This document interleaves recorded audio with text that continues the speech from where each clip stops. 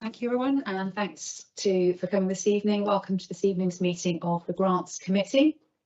I will dive straight into the agenda. Do we have any apologies this evening? I think we only have Councillor Stainthorpe missing, and hopefully she may be able to make it later this evening. I haven't heard otherwise. Do we have any declarations of interest from the councillors for any items? Councillor Garside. Yes, I'm on the chair. I'm on the board of Southern Symphonia. Thank you very much. So you, I think, will not be able to take part on that particular. Yeah, I understand that. Yes, thank you.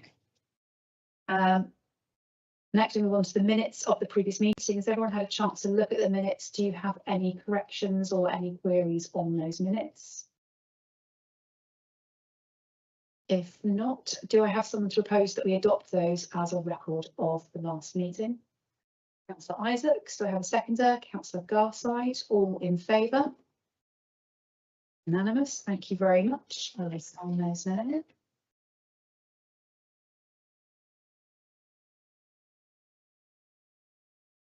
Hardest thing today is remembering what date is. Thank you. We'll move on to item 4, which is the budget summary.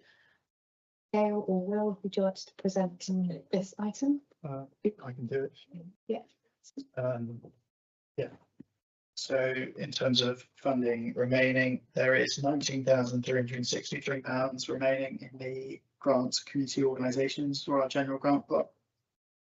Our sponsorship funding for the year has been entirely allocated. There is 2,000 remaining within our youth grant budget. Will show as all of their new grant funding as being entirely distributed, but we have had some funding returned, leaving £11,060 remaining in that fund. And in terms of donations, there's £1,750 left. Chair. Thank you very much, Will. Do we have any queries on that item? You're all happy? There is a lovely balance sheet that's been prepared with some extra sums on it for later on. But otherwise, we need to note that the budget allocation for the fiscal year 25-26 and committed expenditure. Do I have someone to propose that we note that? Alice, someone to second that? To Elise, all in favour? Thank you very much. It's carried. And then we move into the business proper for the evening. So we will be looking at the grant applications from a variety of organisations. And first on the agenda tonight is AKA Dance Theatre. Do we have someone from AK here? Yeah. Hi. Thank you very much. We've got your application. Rather than asking you to make a presentation on it, obviously we've got all the details in there. I'll just get this up on my screen. Yeah. So members to consider a general grant application for £2,500 from AKA Dance Theatre to run a pop-up party, a new co-created show intended to co-create with a range of local people, including all the years, people seeking asylum and disabled young people, to deliver 3 to 6 co-creation workshops locally during summer to autumn 2026, inviting participants the unique opportunity to sit in the lecturer's chair. Workshops will be playful, inclusive and accessible for all ages, embedding AKA's signature silliness, warmth and participatory approach. And to invite local audiences to a sharing of the co-created work, showcasing the voice of Taunton people and celebrating its diversity. So we do have a representative tonight, but do we have any questions from the committee or AKA about their project? So Alice. It's not really a question, although I probably will think of one as I speak. No, I'm very familiar with AKA and I think they're absolutely fabulous. And I think this idea is absolutely rocking. It just made me smile when I read it. It just already filling me with lots of joy and eager anticipation. And I think it will work incredibly well. I think that you've done a lot of thinking through about who you want to engage with and why. And I think it's a bit different as well because it is about co-creation. And yeah, it just sounds amazing. Just one question was with the co-created work, is the idea that each sort of you're doing like the well between 3 and 6 workshops, so I can imagine that like a workshop involving like, you know, children, SEND children might come up with something very specific, and similarly if you're working with asylum seekers, refugees, so is the idea that you might end up with a number of like mini bits Yeah, absolutely. showcased together. Yeah, that's right. So ACCA shows, and I know that you've seen some before, Caroline, are very episodic. They go from one idea to the next, keeping people really active in the audience. It's often got participatory things within those shows. So it'll be taking those ideas and how can we weave them all together so that it becomes one coherent piece. I had a question. So I peek around the pillar at you. What would it take to make sure you get the 6 workshops as opposed to the 3? I know you've got a couple of confirmed. Yeah. That's Solworthy and the Brew House. Yes. What do you need to do to get the 6 to occur? So it is just dependent on the length of those workshops. So it might be with some particular groups that they have longer sessions with us, and others will be shorter sessions because of their needs. So it's just a case of sort of logistical how many we could fit within that space. Okay, so the budget covers a certain number of hours. It just The budget covers the days that the artists would be needed for those, and it's how many we can fit within that day. Okay, that makes sense. Thank you. Councillor Ellis. Sorry, me again. I have to say this. This is the thing about made in Taunton. So we've been talking. It's an idea that Helena Payne came up with.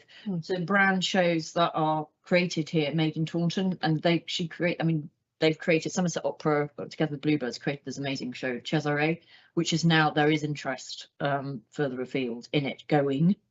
Not even just within, they toured it within the southwest, performed it twice in Taunton, toured it around the southwest, and then it's going to hit the big time.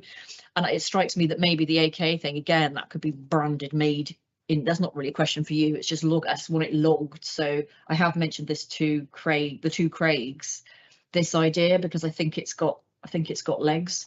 You know, we might as well celebrate the incredible creativity that starts here, and then it kind of like transforms not just Taunton, but travels far and wide. So I'll just mention that might be the idea, is that we kind of have a logo made in Taunton, because Trademark. Trademark, Yeah. exactly, because what's great is when AKA also then has seed funding, but then maybe can get more funding from the Arts Council to kind of the concept started here, and then it can go around the country. Yeah, Caroline, you're exactly right. So this, if successful, would go within we've got an ACE bid that we're putting in, so a funding bid to the Arts Council England to support us as a Taunton-based company. And that's what happens is we always make our works with Taunton and sort of the wider Somerset network, and then we go across the UK and celebrate our, what we've made with our communities. Isaacs. Yeah, thank you, Chair. Just a couple of questions. I must admit, it's a really good proposal, and what you do with the SEND and Selworthy School and all of those things is brilliant, really good. I see you've had grant funding from Tacky Morris, but that's good. Well done for looking elsewhere. It also says on the will the project still go ahead if the grant is unsuccessful? How would you fund that then if this? That links again to us applying for funding from the Arts Council England. So if this grant was unsuccessful, we'd still hope that we would get the Arts Council funding. So that's subject to their funding. So it's not going forward in the sense of we haven't got funds secured for it, but it's saying that the project's still the aims are still there. If we go for the Arts Council funding and we were successful with that, that might be able to cover those funds. But of course, as with any funding bid, I'm sure you all know exactly how it works. You need to be getting match funding, and the more we have and the more support and kind we have, the stronger that application becomes. That's lovely, thank you.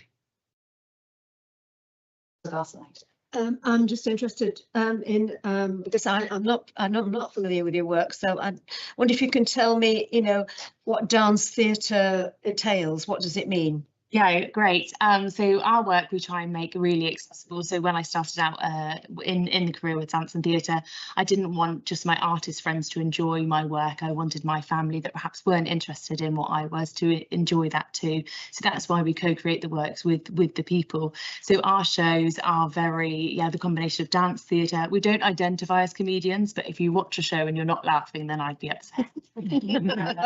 They are very episodic, so they flip from one idea to the next. They're really high energy, have a lot of sort of participatory activity within them, and it's often about the community. So whether that be that we create a show where we're in the round so that we can all engage together and see one another's faces, or it might be that we take those shows outdoors so people can get involved in different ways. Okay, no, thank you. Yes, I think I'd like to come and see one of your shows. Yes, I need to. I like the idea of what did you say? Warmth and giggles. I've forgotten. You know, but something like that. I like that idea. Yeah, thank you. All the questions. I have to say, normally I like to hold over voting on the finances until the end so we can look at it in the round. But we are in a unique position this January that we do have the facility to fund tests with a balance left over. So I'm proposing that we actually vote on these as we go along. So this application was for £2,500 for the pop-up party. I would like to take any proposals from the committee. Councillor Ellis. Yeah, I'd like to propose that we fund it to the requested amount. Okay, do I have a seconder for that proposal? I think Councillor Goss, I just picked you to go, Councillor Ellis. All those in favour of awarding £2,500 to this grant? That is unanimous. Thank you very much. Thank you. You're welcome to stay and watch the proceedings. You're welcome to go. Thank you. Thank you for a minute. Thanks so much. So we move on to the next item, item 6, which is the general grant application for the Anglo-Hispano Club de Taunton. Members to consider a general grant application for £900 for the Anglo-Hispano Club de Taunton to run a series of talks featuring professional speakers covering a wide range of topics, which they believe will attract new members and build the confidence of regular attendees. The grant will enable the club to establish a sound financial footing and continue operating for many years. This initiative will provide a focal point for activities that encourage appreciation of other cultures and support those wishing to improve their Spanish skills. Do we have someone here from the club this evening? Thank you very much. Welcome. I will open the floor to the committee. Do you have any questions about this particular application? Alice? Este proyecto me gusta mucho, me encanta. I'd love to talk about it all in Espanol, but I don't think that's going to fly. I don't. No es posible hablar en español. Oh. Yeah, no, I was just wondering, I like the idea of this. I like the idea of this because it seems like what you're asking for is a relatively small amount of money, and it could be, I understand this, when you get a little bit of money, sometimes that can just keep you going for quite some time. That's my understanding, that you're hoping that this will kind of reboot it a bit and give you a sort of basis, and then from there on, thereafter it will be mainly, you'll be able to be more self-sustaining. Is that the idea? Yeah. So we've been running for a year, which is, you know, we've learned a lot in that year. And with finances, we've had some speakers we've paid for, and those, I mean, it depends where they've come from, their travel expenses. So we've had a speaker come down from London from the Spanish embassy, and other speakers have come from Bristol, wherever, and they've got travel expenses. And other speakers, such as I myself, have been a speaker, and there we're not charging anything, obviously. So it does vary, but we've feel like we do need to have more professional and people who actually know what they're talking about, rather than just having an interest. And that would build up our core membership, which is what we need. I mean, we're sort of we had a turnover of about 1,000, but we had a deficit of about 100 on that last year, which we've covered with personal loans from the committee.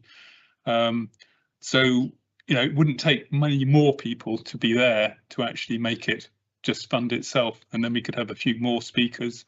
So if we feel like we're teetering on the edge, and if we can get some more speakers and spend a bit of time rather than rushing around trying to get speakers, actually do some more on publicity and stuff, then we're confident that in a year's time we could be more stable and sustainable, what we really want. Councillor Ellis again. Yeah. Come to you, Councillor Stapleton. Is there a plan to get like a social media account, like on Facebook, Insta, yada yada, LinkedIn? I don't know. Yeah, well, yada yada. Yeah. Because I know quite a lot. I mean, I'm quite into my Spanish. I wouldn't mind listening to a presentation in Spanish just to kind of test my You know, Yes. am I as good as I think I am? Well, that's what we Not- sort of feel, is that there are probably a lot of people in your position, but we just need to somehow access them. You know, so people can come along, they can have a chance to practice a little bit of Spanish, and then say there'd usually be a presentation in Spanish. But it's we tend to have, like, the slides would be in English, so that it's quite accessible, because we have a variety of levels, including some native speakers, and others who are, well, not exactly beginners, but perhaps the level you sound very competent, actually. But sorry, what was the question? It was about, like, you know, getting a social media account. Oh, yeah, that's I did see that, because I always Google and see who has got what on socials and who's sort of reaching out. So I did see an event, I think that was from, yes, probably. but I thought, oh, well, you know, if you had a social media account, they're probably, you know, then people, I would see it, and I would ping people I know who are either Spanish speaking, Spain, Yep. the Spanish speaking country, and that would just help you. That would be. The other suggestion would be local colleges. Anyone who's studying Spanish. I studied languages when I was a nipper, and I was completely obsessed, and I would have gone to something like that for sure. Well, we have contacted all the teachers in the colleges, and we so yeah, we've tried that. We do have a Facebook account, but we would like to do more. But it's, you know, it is difficult, and it's not really the skill set of the current committee. So it'd be nice to find somebody who was could push that for us. Yeah, I mean, it's and we've put up posters in libraries, and we've put up posters in supermarkets for our next event. So, you know, we're keen to try other things and find new people and make those contacts. But at the moment, we're quite focused on, you know, filling up the programme, and so this would help us on that as well. So we could build that up. Next year. Yeah, I think it sounds great, actually. And I have to say, when I read it, I thought I would actually like to go along, but like council like Ellis. I really am interested in a lot about spent time there and things. But I hadn't seen anything about it before. That was the first time I'd read anything about it. So your communication is probably one of the best places to start.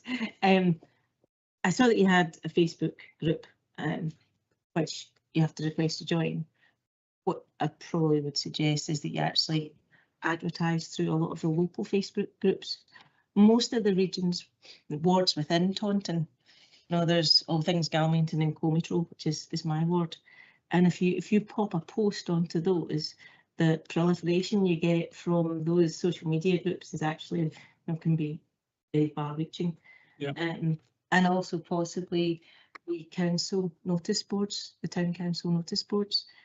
If you've got an event coming up, you know, putting together just some small leaflets. We have the lockable notice boards and also the pin notice boards, and they go into all the wards as well. And I think, you know, yes, you know, helping with funding, but to generate more money, getting more people to go is to access those people. And I think you pull in a lot of people in Taunton. It'll be quite a bit of interest.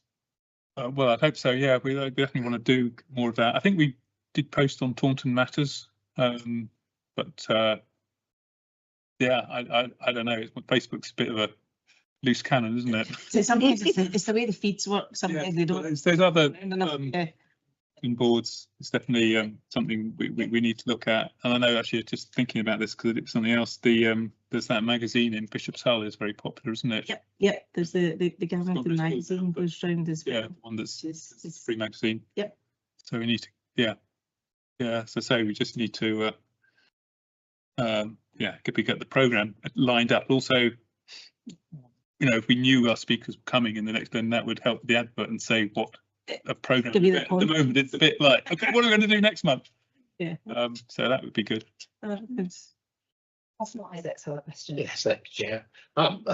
I too would be very interested to go along. So you've Start, you got a good job already. Joining questions are in Spanish. The problem is I'm on Duolingo at the minute. So it's a very basic things to go along. But the other question was, where do you hold these events? You've put that you've got currently we're using St George's Church Hall, the Catholic Church Hall on Mount Street, which is fine now, but I mean, we're not. We just hire the hall. Don't doesn't need to be there. We might change that. I'm sure with better advertising or communication and the Facebook groups and my ward where I am, there's a group, there's 400 people on it. So I think that's would be a very good place to start. But I'm in total agreement with it, and it's a very worthwhile thing. So we've got a few converts on people who come along. So thank you for coming. Excellent. I just wanted to ask, obviously, if this isn't a twinning situation, I don't know, do you have any contact with the existing twinning groups in Taunton, in that whilst they are to do with France and Germany, they are, I assume, lovers of language? No, we don't. Is this the answer to your question? But yeah, we could explore that a bit more. Actually, yeah, there might be. You can email me. I'm on the German. Are you? Oh, right. Brilliant. This is a lovely small place. Yeah, I think we have contacts with the. There's a French language group. There's well, first the twinning, but so yeah, I mean that's really what we want to do. We want to be part of a network of cultural diversity. It's fantastic. Do we have any other questions on this? If not, I will open the floor to any proposals on the funding. I do need to remind you what we were actually proposing, which was a request for £900 for the funding of Club de Taunton. Councillor Ellis? Yes, once again, I love this idea and I think we should fund the full amount requested. Okay, do I have a seconder? Councillor Stainthorpe. All those in favour of awarding the full amount requested? That is unanimous. Brilliant. Thank you very much. Thank you very much. We move on to item 7, which is the general grant application for Coffee and Chat Support CIC.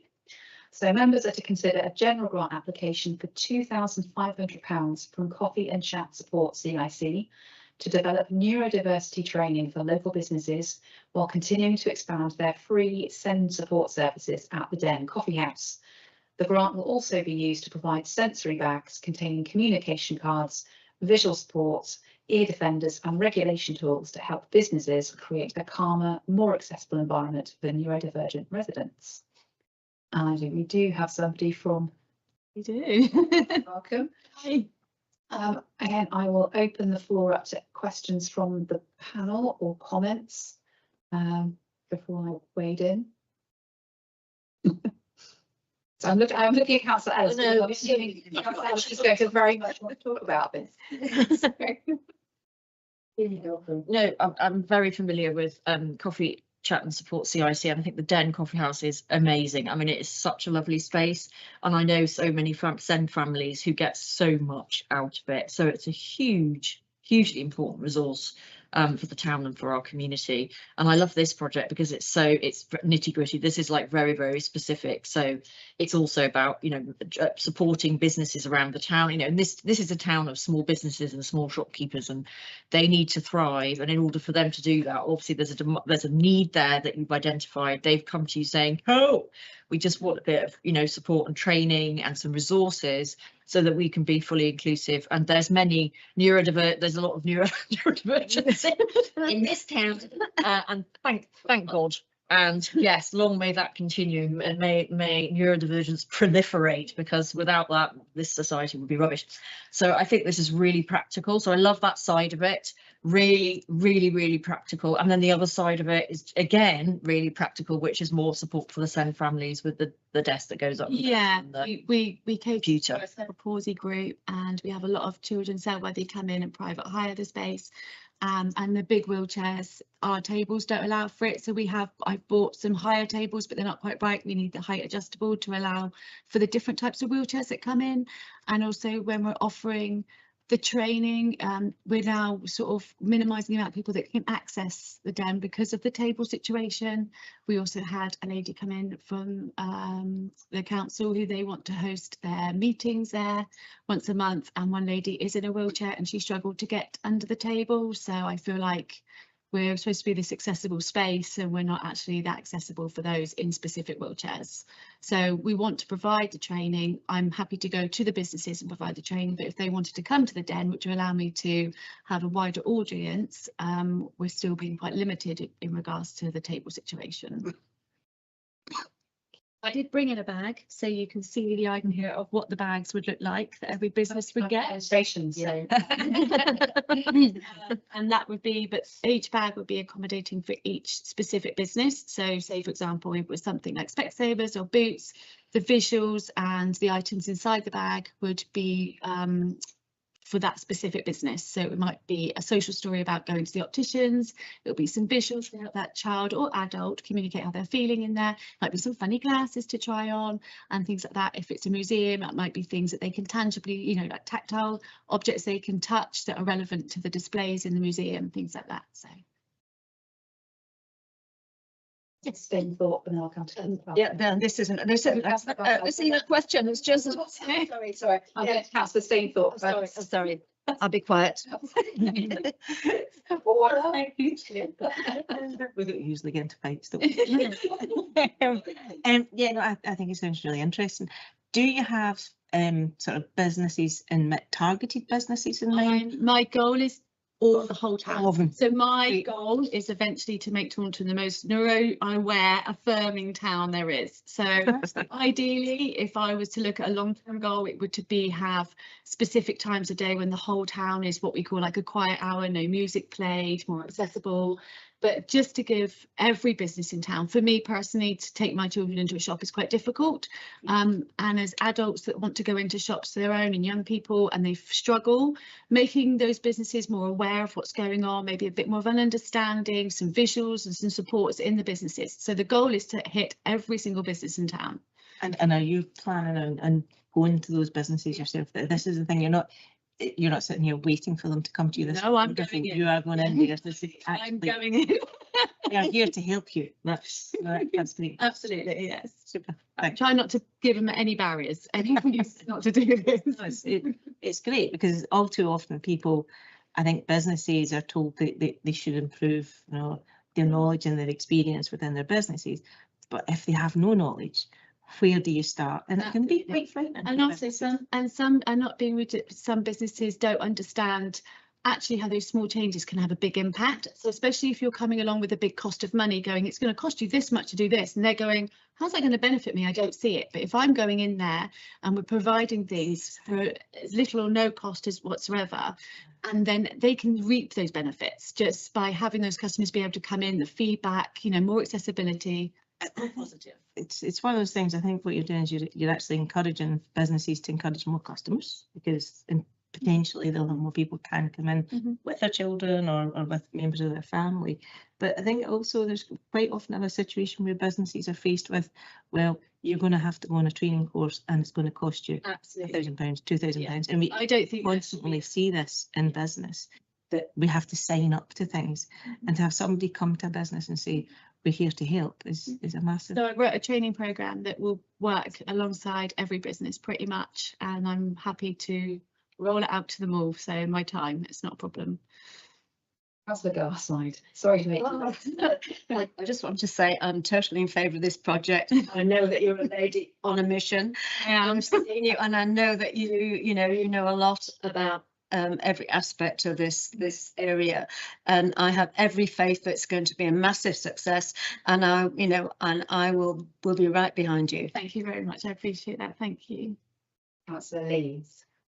Hi there. As a visually impaired person myself, I have lots of bugbears around the town.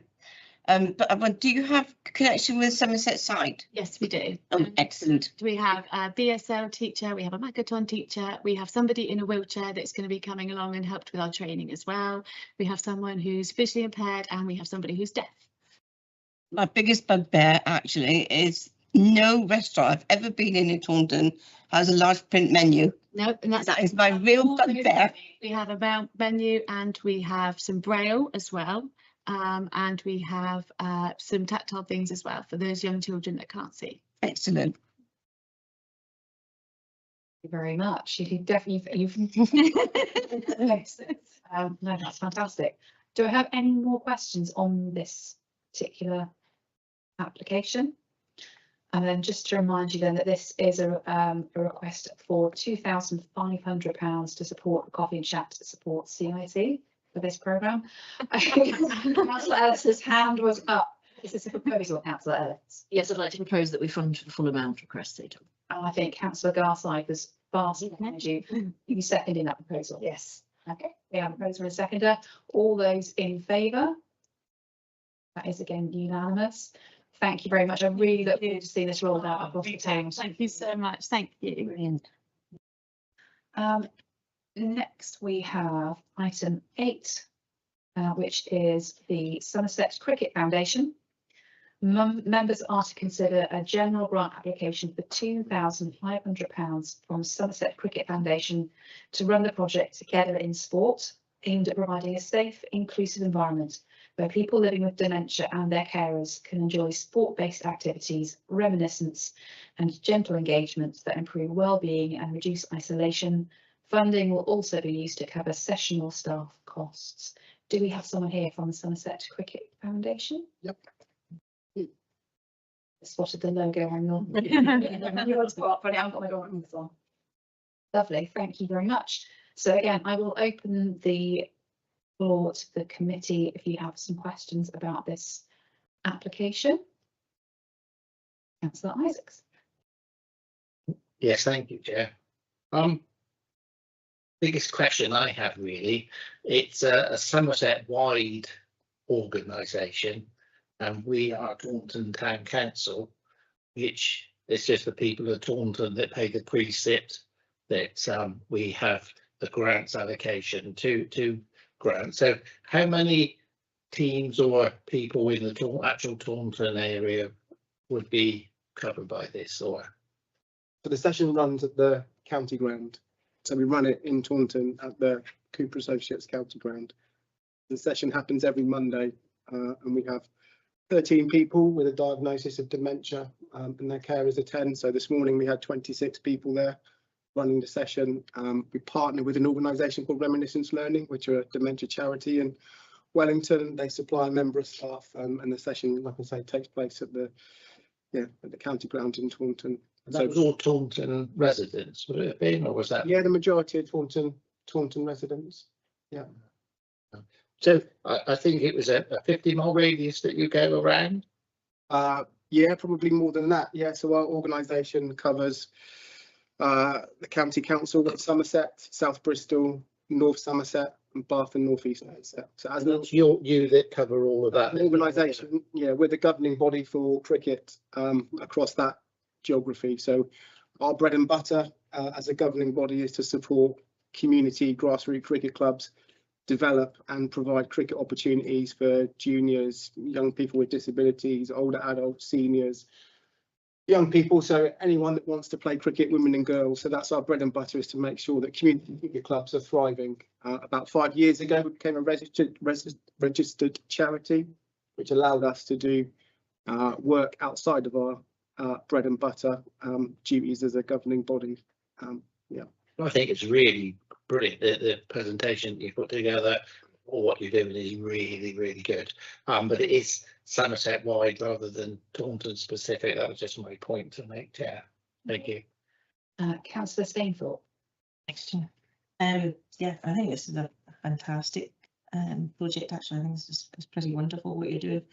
Dementia is a massively growing issue with an ageing population that we do have, and I think quite often something you raised within here is that men quite often get missed out more just in the general nature of where a lot of these things take place, and obviously cricket ground is a bit more welcoming sometimes for some elderly gentlemen, and it was really the question is, how do dementia patients get put in touch with yourselves? So it's generally through word of mouth.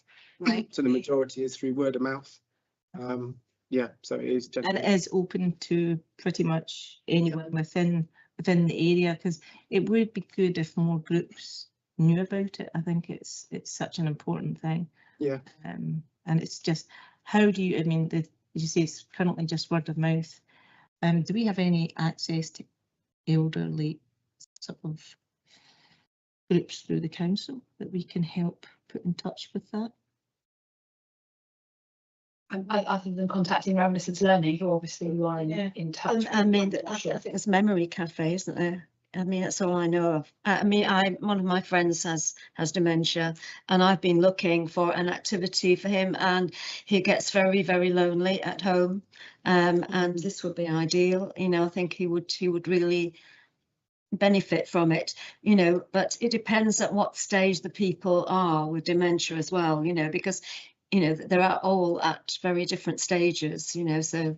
Yeah, and we've had a range. We've had some that are early in their journey, and we've had some that are quite into their journey, and yeah, some interesting characters come along to the group. But yeah, our group is really supportive, and the help that we get from Reminiscence Learning and the staffing, we've got a number of volunteers that support the group.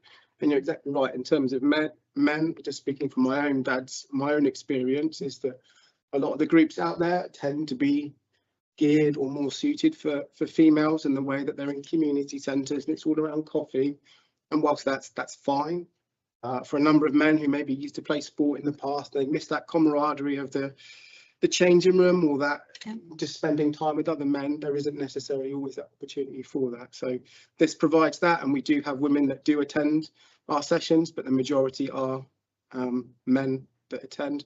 And what's really good as well is it's a good space for the carers. So we will take the loved ones off, and we will do an activity with them, and it allows an informal support network, so and they can share experiences. And I've had a crap week this week because of X, Y, and Z, and then we're doing some stuff down the other end. So it just allows them to offload and have that mini respite as well, because it's difficult.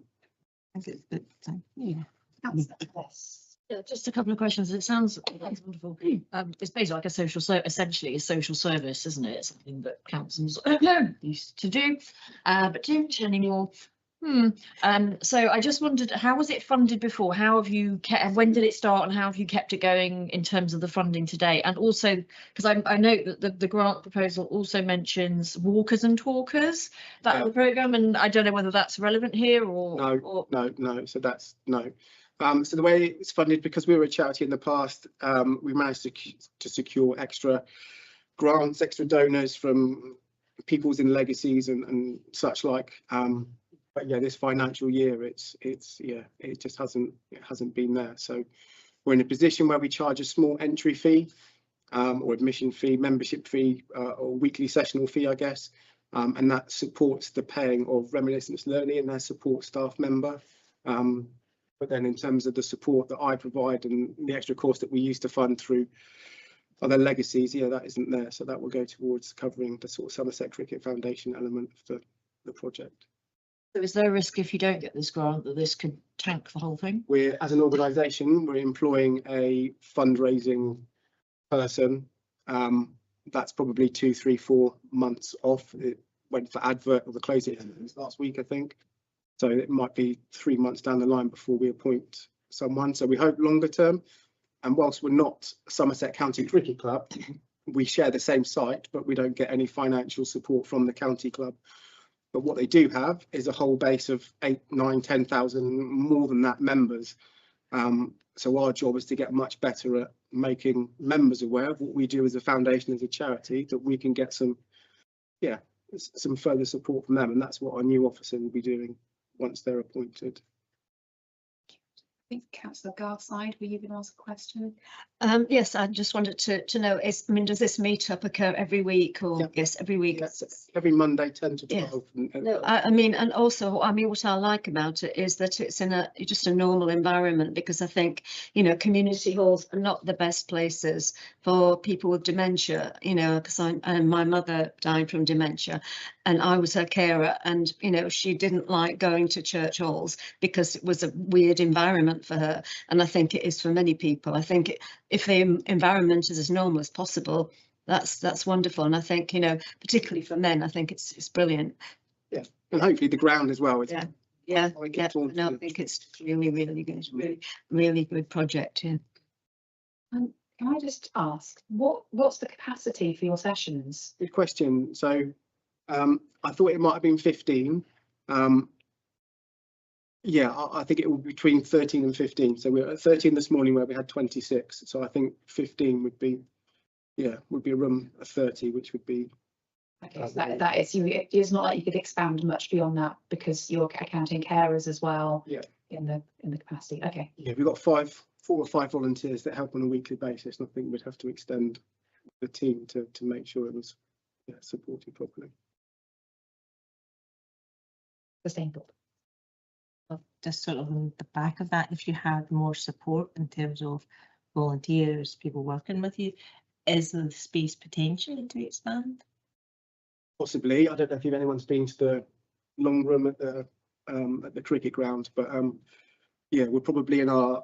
It's a funny layout with similar posts and stuff. You've got to navigate your way around. So we're probably, yeah, when we break out for activities. It's a physical limitation. Yeah. Yeah. Do we have any more questions on this? In that case, I will just remind you that this is a general grant application for £2,500 to support the Somerset Cricket Foundation and Run There Together in Sport project. Does anyone feel like making a proposal at this stage? Councillor Lees. I'd like to propose that we award the full amount, please. Okay, do I have some second that? I think Councillor Hyde just beat you to it, ladies. All those in favour? Again, that is unanimous. Thank you very much. Okay, we'll move on to item 9. I know we had a time. Yeah, they weren't available until 7. Okay, in that case, we will hold over item 9 till hopefully representative can come from Southern Symphonia. And we'll move on to item 10, which is a grant application from Taunton Brewhouse. Members to consider a general grant application for £2,500 from Taunton Brewhouse to act as facilitator, working with queer groups across Taunton. We'll be hosting a series of events during Pride Month in June 2026 to inform, educate and celebrate Taunton's LGBTQ+ community. Do we have anyone here from the Brewhouse? Don't think we do this evening, but that's fine. I'll go straight to the panel. Does anyone have any, well, not questions, but comments or discussion points on this? Councillor Ellis. Yeah, I think it's brilliant that they're doing this. I think there was a real hole when Taunton Pride folded, but actually they've gone back to the communities and said, actually, what is it you want? What do you need? And what will Taunton need? And it's come up with a slightly different model. So this is the, you know, the Brewhouse opening its doors and arms and saying, we will work with you, support you. So it's not, the funding won't be going direct to the Brewhouse so much as they will be like the funnel to sort of support and enable and you know, make sure that the community, the LGBTQ+ community can shape their own pride. Obviously I'm a parent of LGBTQ+ children, so it's once you've counted in all the people like the parents, the cousins, the aunties, the grannies, the friends, the whatever, and in fact there's so many people who have a stake in this. They don't have to have any personal connection to it, you know, it just matters a lot for a lot of people. I think it will be just really important that we mark Pride Month in June and do it in, and I think this holds the potential to do it in a slightly more meaningful way as well. So I see it as a really, really, really positive step, and I'm sure it will highlight just how much, you know, that community contributes in terms of our community, our history as a town, actually, and yeah, and just make a more inclusive town. I think it will be very, very popular, the active, whatever they come up with as that programme, and I think it will have a wide reach as well, and really, really involve a lot of people. So I think it's a really good proposal. I absolutely agree with you. I think going on feedback that I picked up anecdotally from previous years when there had been a festival, but later in the year, that some people felt it was a little bit kind of separated from what is Pride Month, with so many events and so much focus on queer pride in June. That I think this is a fantastic return to that, and making it more community focused and community driven is great. And whether that grows into something big again, I don't know, but I think this is a fantastic initiative as well. Isaac, you need to say something. Thank you, Chair. Just a comment or an observation, really. I was quite, I'll say horrified, but the word queer was within there. Being a man of a certain age, I thought, is that right? But I looked at it and it's now an acceptable phrase or term now. I thought I'd say that for this is going live on YouTube after recording. It is acceptable term. Thank you. Lovely. Do we have any more comments on this proposal? Again, I think this is a really, really welcome thing. It's a shame that the Pride organisation that existed before had difficulties. I can really see the merits in supporting something that's a lot more low key, a lot more grassroots, isn't necessarily tied to one be all and end all event. If it's a number of different activities and events through the month, it's a more sustainable approach. I think it's been really well thought through, and I think the brew house are excellently positioned to be the facilitators of this, both with the space and with their just general expertise in running events. So I'm really happy with the proposal. Yeah, me too. I'm very, very happy to see the Brewhouse get behind this, you know, because I was very disappointed when the Pride event didn't take place. But I think this is maybe even, as you said, a better alternative, because it's more kind of community centred, and you know, I mean, everybody is part of our community. We want Taunton to be this inclusive, lovely, diverse community that we've become, and celebrate it. I think it's wonderful.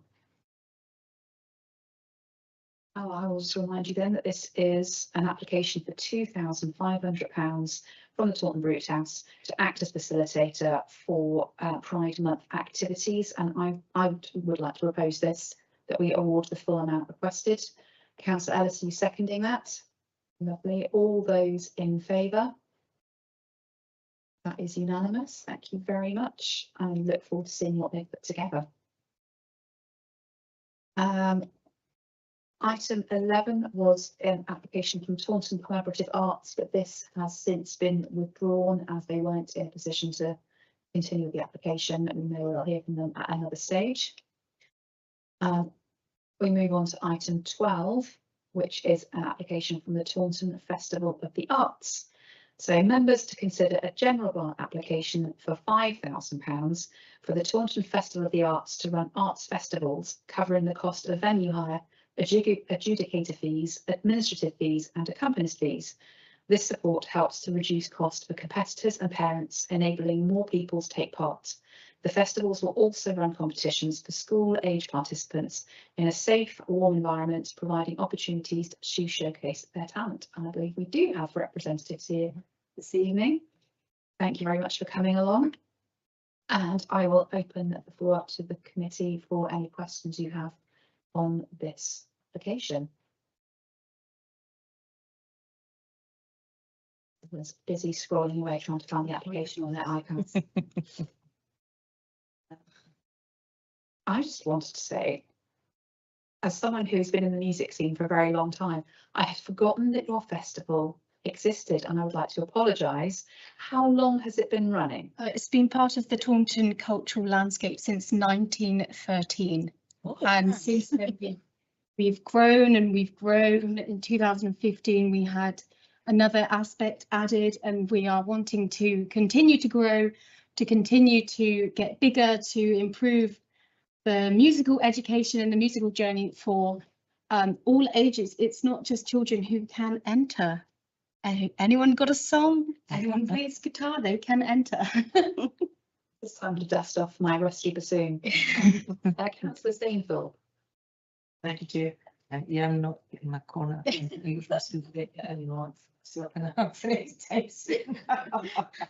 You drive people. Yeah, no, actually the question is, how do people take part? How is it publicised? Does it go through schools or colleges to reach all age groups? Obviously that can be quite difficult. How do you currently do that? So given the fact that we've been around since 1913, there is a lot of, you know, knowledge about us, but yeah, we go through the schools, we go through the colleges. We work within a 50-mile radius, so it's not just Taunton. We reach out to all schools in that radius. Parents, we have contacts to any kind of youth organisation we reach out to. We have a Facebook account, we have Instagram, we build up we've got a slight membership, we call them benefactors, but yes, so that's how we get our festival out there. And we are also underneath they're called BIF, the British and International Federation of Festivals. So these festivals, they happen throughout the UK. Every kind of town has one. And Taunton Festival of the Arts will be on that website. So yeah, and through our website, of course, as well. Yes, nice stuff. Yes. Yeah, and I mean, Taunton to me is a cultural arts and culture mecca. Okay, and that goes for music as every other genre. And I think we should be shouting more of the fact that we've got this festival and it's been going since 1913. I think it's awesome. Just a couple of questions. So how to date? First question is how have you managed to date? Because have you had like public sector grant funding before, or is it kind of managed and now you've hit a bit of a speed bump and you're like, need something to get us over that sort of hump? Is that the case? And second question is around the sort of balance between kids from state schools as opposed to public schools, and what does that mix look like? I know I'm pretty sure you've had winners from like community schools. Yeah, have absolutely. you? Absolutely. I've thought of a third question. Should we go with two Yeah, first? please. Do two. Now to the next. So the first question was, have you found it? I think someone's remembered. No, we've not had funding before, at least since I've been involved, or growing up, I don't remember. And yes, as well as a lot of other cultural things, it's been difficult the last couple of years, and everything's costing more, but we're trying to keep our fees the same. We don't want to increase our fees. So then we are going to get a place where they meet, and we then we make a loss, and that would be a real shame. Something that's been around for so long that then stops, I think would be devastating, to be honest, and devastating.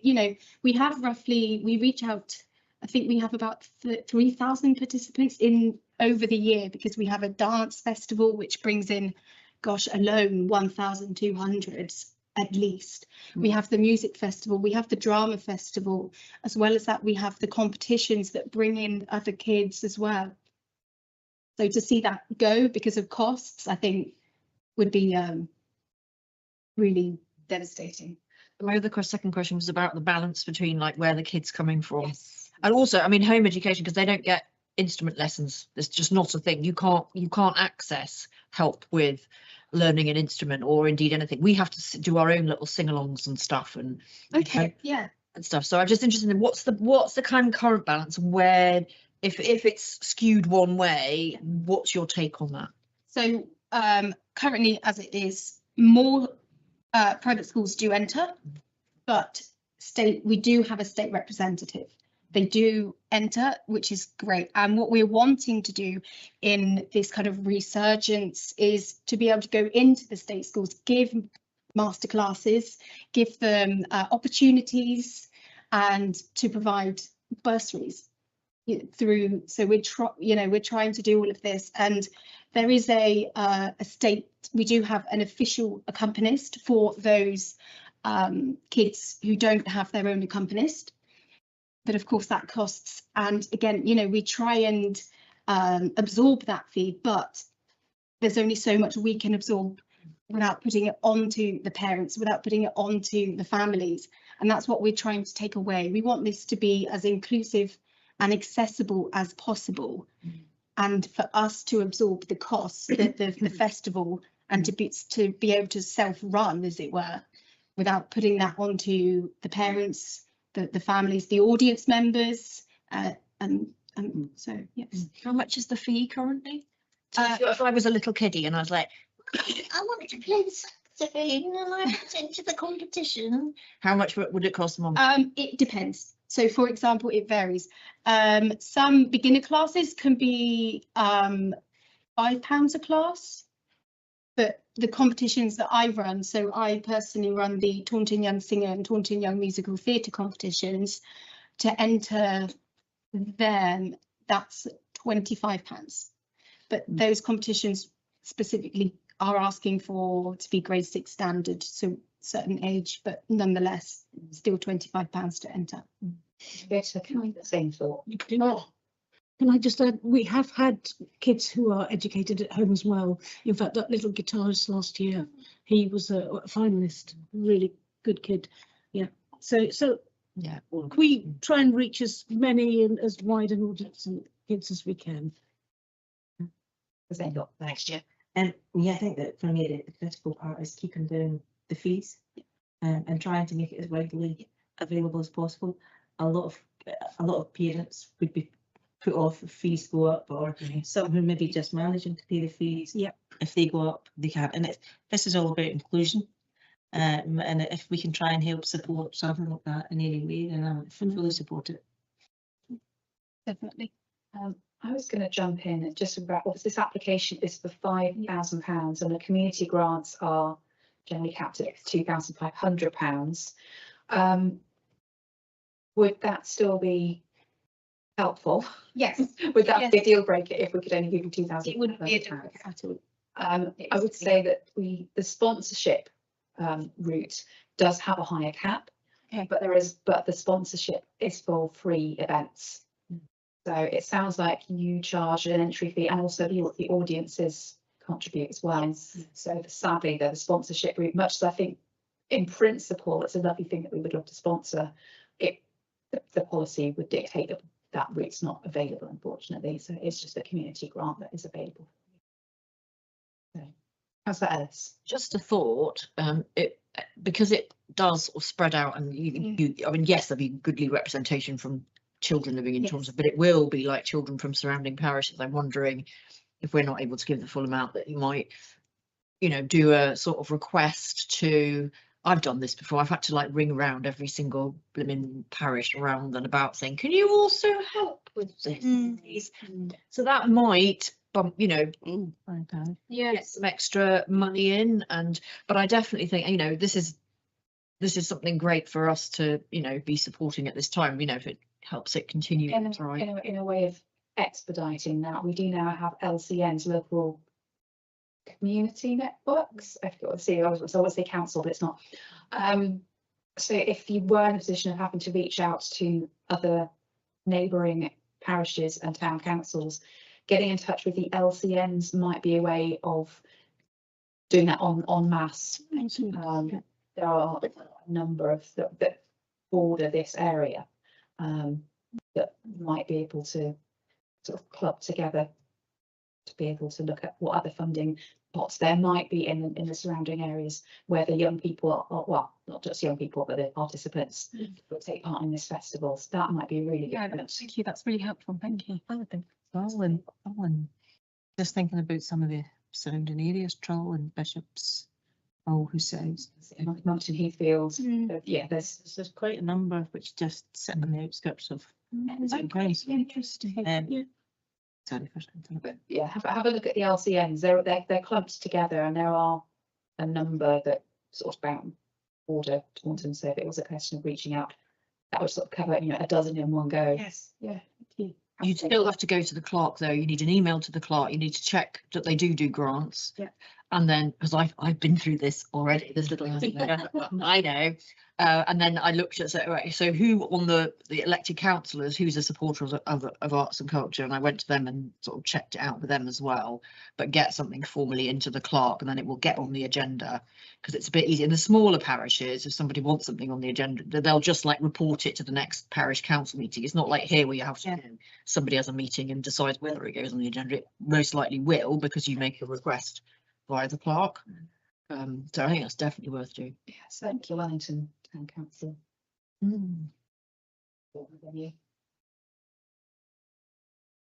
I think it's the 50-mile radius of us and the parishes. Yeah, absolutely.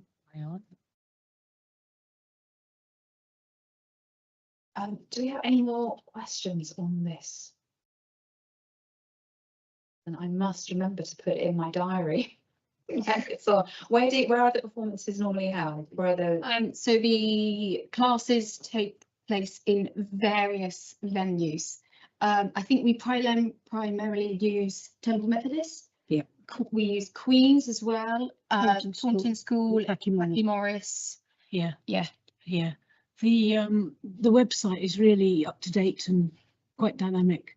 Pop Vocals is a newish event, and that's on February the 6th at Tacky Morris. And that's quite an interesting day, because that's a completely different audience from kids who are playing violins and clarinets and whatever. We don't have any more questions on this application. Then I will remind you that the application was for £5,000 Best of the Arts to run their art festivals. I will throw it open to the floor for any proposals. Councillor Ellis. As much as I'd love to give I think we ought to stick with the sort of the general level. So I'd like to propose that we award a grant of £2,500. Okay. Do I have a seconder for that? I think Councillor Lees was in there first.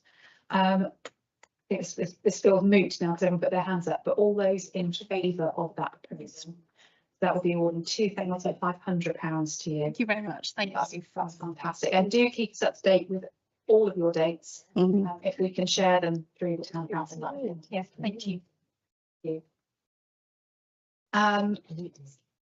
I think we have another guest in the room, which hopefully we can double that be from Symphonia. Yes. Fabulous. We will go back to your item. So this is going back to item 9. This is a general grant application from Southern Symphonia. Members to consider a general grant application for £2,500 from Southern Symphonia with a purpose to create a high impact inclusion pilot that reaches families, first timers and priority groups, evidence demand and learning to develop a Taunton resident orchestra model, and build partnerships with schools and community organisations for future pop-ups in Halcon, Priorswood and Compass networks, encouraging future engagement with Brewhouse concerts.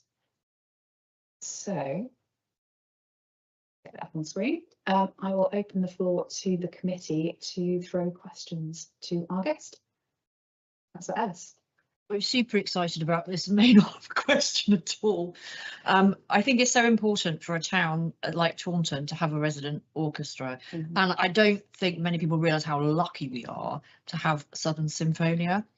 And John Warner, who's the new musical director, he's internationally renowned. He has his own orchestra, Orchestra of the Earth, and he's kind of pioneered using the orchestra to raise environmental awareness. He's incredibly committed and dynamic, and they are just astounding. And they're really, really good with engaging with an audience. I know this because I'm a Southern Symphonia fan, so I will go to anything and everything I can that I can free to. And they did an amazing cafe concert recently. So they're really flexible. You can have the full symphony orchestra 50-60, and I've seen them engage with young people. I've seen that. I've actually experienced it, and how well they engage with children and their parents and what have you, and demystify the workings of an orchestra completely. And it just becomes this totally accessible experience. But I've also, when they have this ability to kind of like, they'll be like a trio of them, and they might play in a more intimate space. And again, they're just really good at engaging with the audience. And my God, it's like having a massive shot of dopamine. I cannot tell you. It's like better than any drug you're likely to experience. So I think Southern Symphonia, what they're trying to do is really reach out to Taunton's communities and become embedded in Taunton. And you have no idea how lucky we are to have them here. We're really incredible because they are rooted here already. They've been in Taunton. They chose to make Taunton their home. So you can stick your Bournemouth, whatever it is, Philharmonic in your. I don't care. I'm not going to Yeovil to that. I'm not going here. I'm not going there. I don't need to, because we've got world-class musicians here on our doorstep, and they want to share their magic with all of us. And they particularly want to break down the barriers, as too many people might think, oh, I don't like classical music or orchestra. they haven't, because they haven't got in there and just experienced it. Because I was a bit like, not my favourite kind of music until Southern Symphonia did a number on me. Oh my days. Oh my days. This is so incredibly, we are so incredibly lucky to have them. The brew, you know, they've got an incredible potential partnership going with the, you know, the Taunton Brew House. They want to get really in there and cement relationships right across our community. This is incredibly exciting. Thank you very much, Councillor. I was wondering if I was going to question at the end, but it just one very big statement. Thank you for being so passionate. I think we know which way you're going to vote. I wanted to ask, and I love the idea of the audience inside the orchestra. As someone who's played in an orchestra since I was a teenager, I find that experience absolutely overwhelming as a player, sometimes sitting with the brass behind me and the wind next to me and the timpani's going in my left ear. I think that's the best seat in the house, and I feel sorry for the audience sometimes because they don't get to hear true surround sound. So how much of the audience would be part of that programme? Well, hopefully all of them.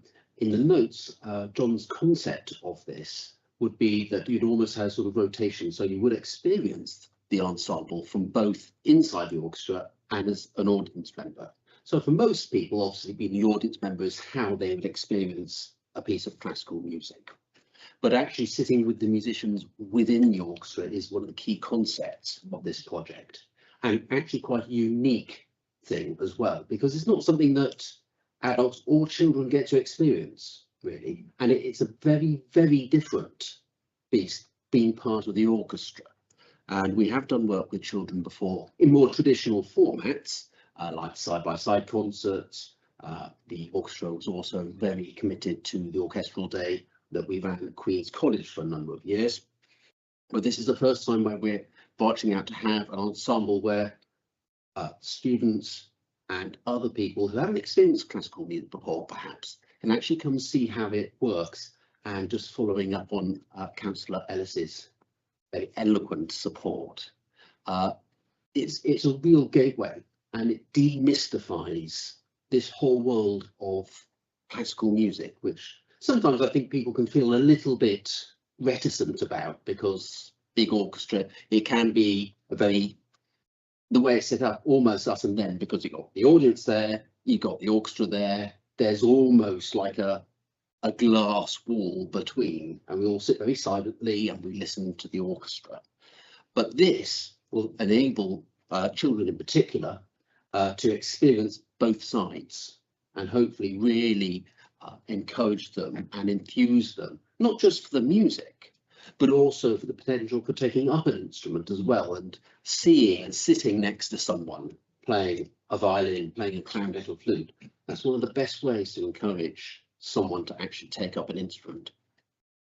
The same thought.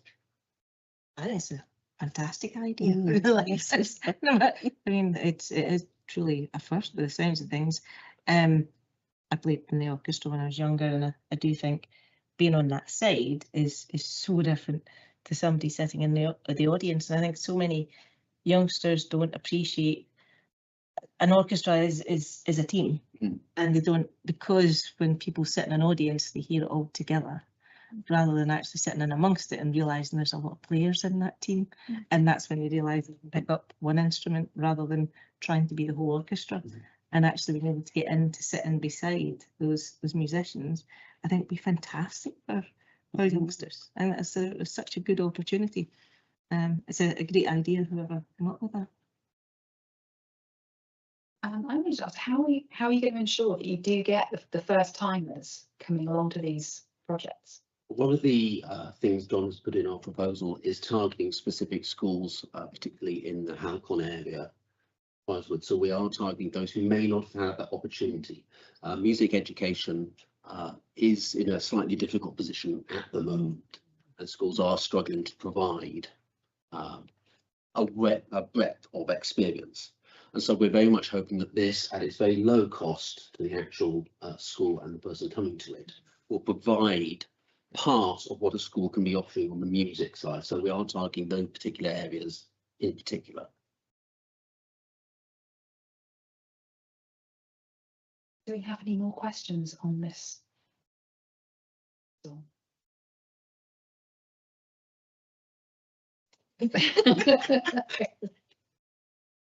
I've done a lot of enthusiasm. So in that case, can I just remind you that this is an application for £2,500 to support Southern Symphonia in their project. So at this point, I'll see, do we have any proposals in the Councillor Ellis? I would like to propose that we award the full amount requested. Do I have a seconder? Councillor Lees. We have a proposer and a seconder. In that case, can we have a vote? All those in favour? Thank you very much. I noted Councillor Garside unfortunately was not able to participate in this as she is a trustee. So thank you. So thank you very much. That has been awarded. Very much indeed. Thank you for making it. Thank you. In that case, we will return to the agenda in the order as it was. So that is all of the applications that we have for general grants. So we will move on to the youth grant funding continuation. Should be out the item number, this is number 13. So this is to consider the youth grant award scheme and agree to relaunch the application process for a further 3 years of funding and agree a specific meeting date to review the youth grant applications.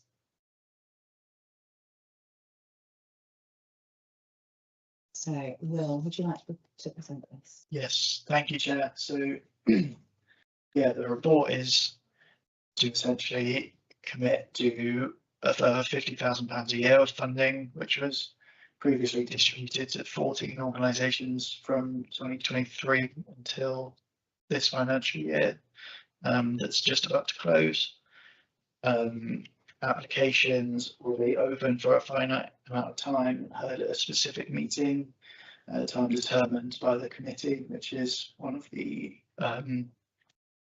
proposals for you guys to vote on. And then in that meeting, the committee will approve all funding for the next 3 financial years, as was how it worked with the previous agreements. Yeah, this would all come from the youth grant budget, which is £50,000 as confirmed by the budget for at least 26-27. And with that, I'll open it up to any questions. Thank you. Councillor Ellis. I think this comes under the category of no-brainer, doesn't it? I mean, you know, this was a key part of what we wanted to do on this council's fund youth services. We do have obviously the review going on, although the consultant will be doing a review of youth services. But I think there's so much that, you know, I'm looking at the sort of list. There's so much ongoing stuff. I'm very well aware how vital it will be for a lot of those organisations to continue funding. And there are people, I know there are other youth providers out there who are you know, not currently in receipt of funding, who have some really great projects and work they're doing, and they will also potentially need our support. So I think it's an absolute no-brainer.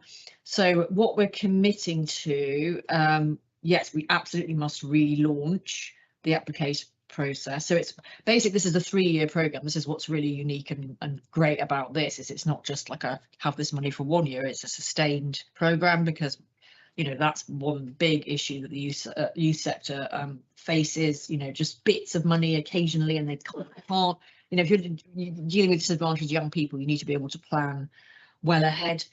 So absolutely. So this says in the report will commit the town council to a further 2 financial years, but obviously we see this as a 3-year grant programme. It's just that obviously there are budget processes every year, aren't there, that are zero based, but I can't see that under the current composition, this council wouldn't ever want to renege on that. So yeah, no, it's an absolute no-brainer. Thank you very much, Councillor Ellis. Do we have any other thoughts from the committee? All right, chip in. Yeah, can I just ask about this? So the idea about this youth grant is that when we restart it, then they will reapply, you know, so the organisations will have to reapply, and do they all get the same amount of money, or It depends what they apply for. There is a Oh, I cap. see. Okay. Not everyone got exactly the same amount of money, as far as I can remember. And yes, it will be an open application for anyone to apply. There is no guarantee that anyone who was in receipt of a youth grant previously would get one again, but they are very welcome to apply. But it will be an open field for anyone to apply, and then they're able to make that decision when we look at those applications.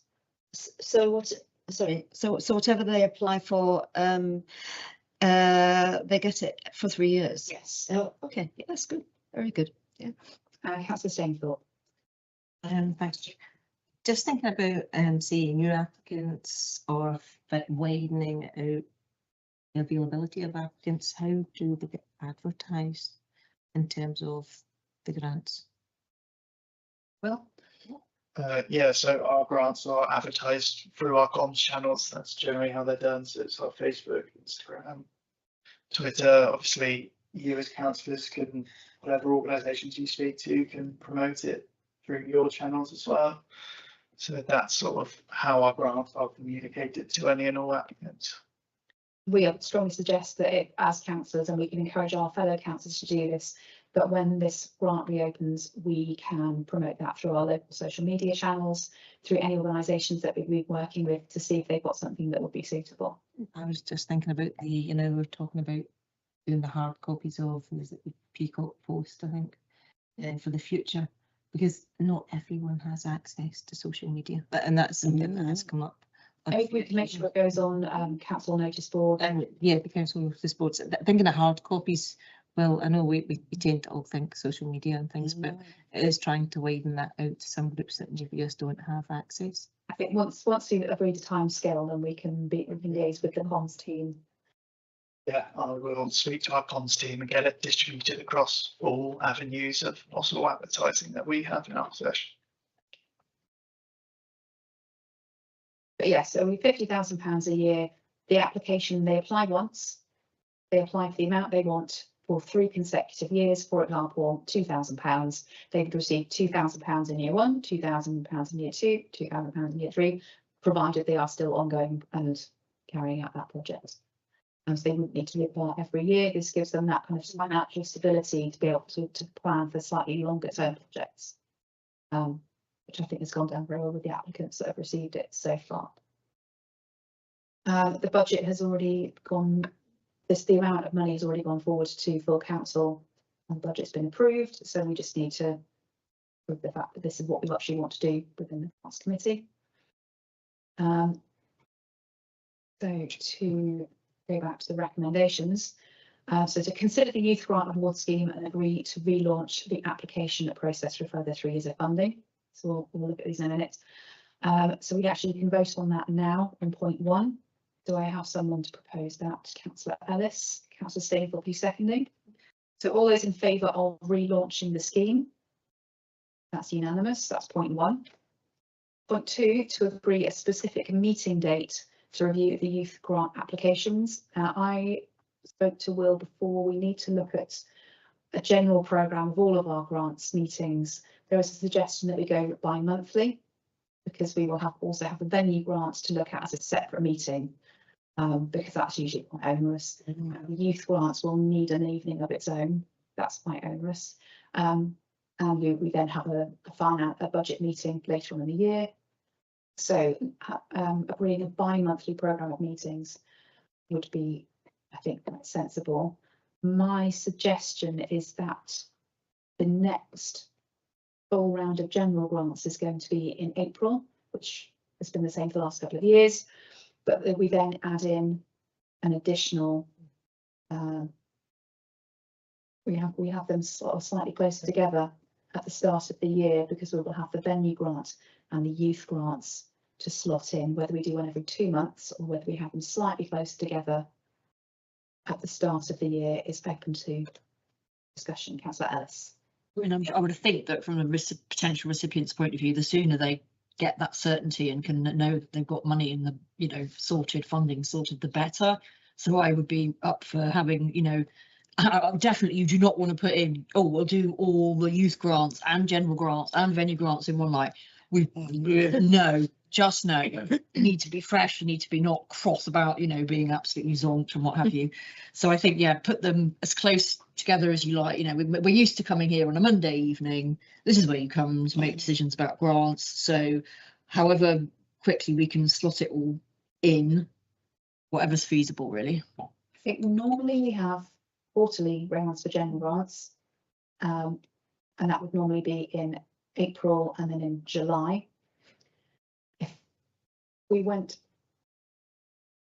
bi-monthly for everything, that still leaves quite a gap if we're going to alternate. I realise that would be quite a gap. So my feeling is that we may have to, and I apologise to the officers on for the workload that this may generate if the committee approves it, is that we kind of front load the financial year with the venue grant and the youth grants before the summer. If you think that would be feasible. If you think that the workload is going to be too great, then please feel free to chip in as officers. We also will have the ward members' initiative schemes to monitor as well. Can I just say something? The monies are normally paid at the end of the financial year on the youth grant, so we won't pay those until March this year. So those that have had a 3-year grant wouldn't be in need of that quite so desperately, I would have thought, at the beginning of the new fund. I don't know, but that money won't be paid until March because that's the cycle that it was built on when it was first awarded. But if it's a monthly meeting, It's not. it's a monthly meeting. Yeah. This is an interesting proposition because that is assuming that we may receive applications, and I assume we will receive a number of applications from many of the same organisations who will have just received funding. This is a very good point and won't necessarily be in need of same funding so 2 or 3 months later. But this could potentially disadvantage new applicants, but this is the way that it works. A monthly meeting, it's a monthly meeting. I really think we should do it as soon as possible in April. I don't mind going one Monday this lot of grant, next Monday that lot of grant, next Monday the other, and then we've sorted it. It's not I mean, no offence, but it's not, you know, once it's done then, isn't it? Those are the biggies out of the way, and you know, if you know that now. Can I just say it's our year end then, and as well as coming to this committee, we also go to the Finance and Government Committee and the full council. Okay. Well, yeah, I just wanted to add as well, you need to allow for time to A, let the applicants submit the applications, and B, to process said applications as well. If we're doing that for youth and venue, I mean, last time we did this, we had 14 applications, and then venue on top could be quite a significant workload if you were to front load it for April. I'd be worried about the time for applications and processing them. in which case, and I agree, because it is an awful lot of work for the officers, because April tends to be busy for general grants as well, because everyone knows it's a fresh pot.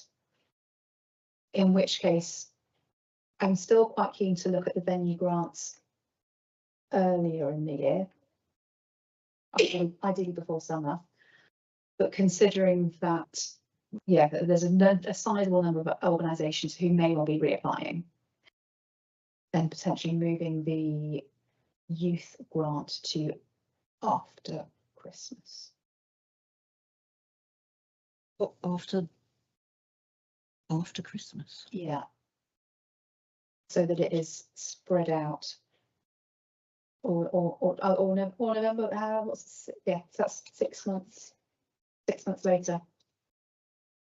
Okay, this isn't making any sense to me. I'm sure in the past we did a whole load together. It's just bad to do it in one night because your mind has gone. We did the youth grant was done on a separate, a standalone meeting. I thought you meant do one in April, one in May, one in June. We might just about get away with that, but leaving it later is just like too weird. That's just weirding me out. That was my initial thought, but I am very aware that I think that might be slightly too much work for the grants and finance team to process those applications at the same time as dealing with year end.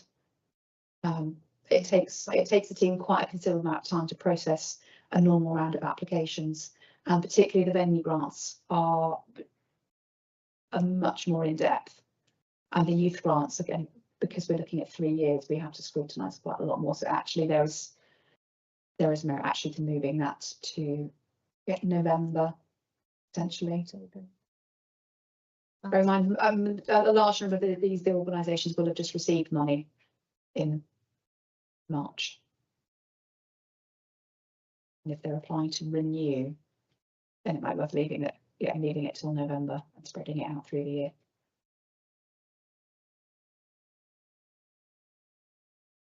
Makes no sense to me, but if the officer's just going to go, well, we can't do it, I guess whether it's stuffed, don't we? I would just say do it anyway. They can't do it.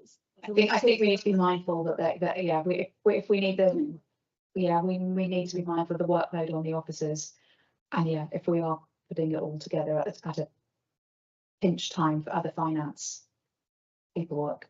And a new finance system on the 1st of April. This, yeah, that could be problematic. No, that does make a lot of sense. So thank you for that input. Would it make sense for us to come back with a timetable to the next committee? Yeah. Or to Well, this, to be fair, this is only talking about the youth grant funding, the venue grant funding. We're not actually discussing, but because normally would that was open at the same time as all the other grants. We looked at it at the same time as general grants, and that was a really big headache. It was. Otherwise we aren't meeting again until April, and we need to make sure that there's time for applicants to get their submissions in plenty of time. We could have an extraordinary grants committee to agree with the timetable. That might be a really wise decision. Would the committee be happy for me to liaise with Will to put together a provisional timetable based on how it's going to fit in with committee meetings for all of the other committees, our budget setting and everything through the year, and put together a provisional timetable and then call an extraordinary meeting to approve that? I am aware that actually most of the diary actually just gets approved in May, does it not? Yes. The civic union at full council. So actually most of it, there was an argument that we could do it at the next full council meeting rather than come to this committee. Would there be facility for that? It's kind of going above our pay station for that, but that could go as in normal diary approval just gets done at full committee, and then we agree the timetable on block for everyone's committee meetings. This is slightly outside that scope.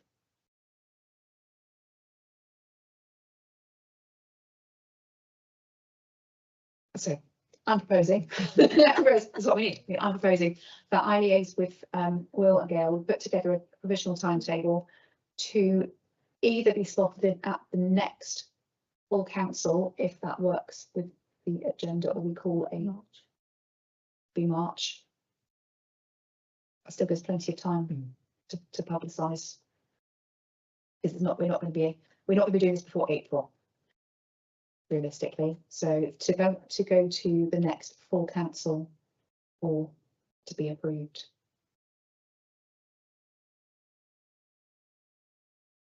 Rather than call it an extra meeting for everyone to come to agree one item.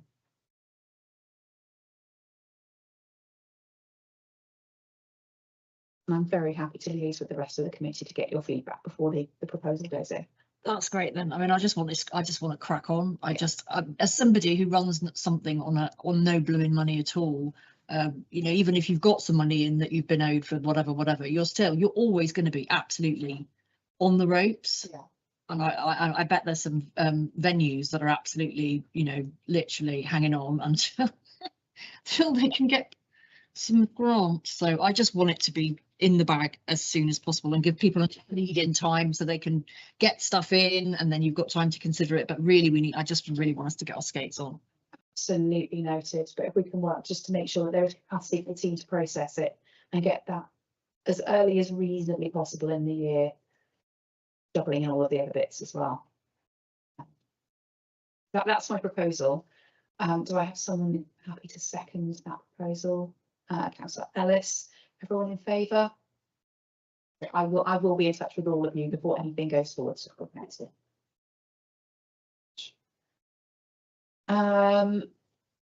We'll move on to item 14, regular event sponsorship for Taunton Flower Show, Somerset Armed Forces Day, Winterfest, Taunton Carnival, Pride in Pridewood and Arts Taunton Tiger. Members are asked to consider and approve the proposed events to receive regular event sponsorships for the next 3 financial years, to give delegated authority to the head of communities in place to sign the service level agreements. The events that would be in receipt of funding would be Taunton Flower Show, proposed amount is £2,500. Somerset Armed Forces Day, proposed amount is £5,000. Winterfest, proposed amount is £7,000. Taunton Carnival, proposed amount is £4,000. Pride in Pridewood, proposed amount is £2,500. And Arts Taunton Tiger, Taunton Youth and Culture and Arts, the proposed amount is £5,000. Hopefully you've all had a chance to look at the report. Do we have any questions on? Oh, sorry, I do apologise. Well, I should let you present this. Sorry. Thank you, Chair. Over to Will. So yeah, this sort of builds on what was initially discussed last financial year, and 5 events were proposed, which were Pride in Pridewood, Armed Forces Day, Flower Show, Taunton Pride and Winterfest.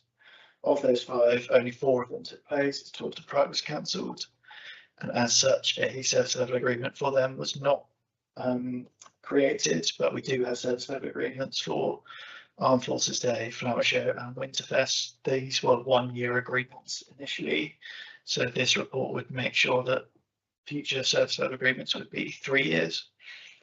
In addition, should Taunton Pride be reinstated as an event in Taunton, they would submit a successful sponsorship application in the first year with the view of them becoming a regularly funded event from the 27-28 financial year, subject to committee approval.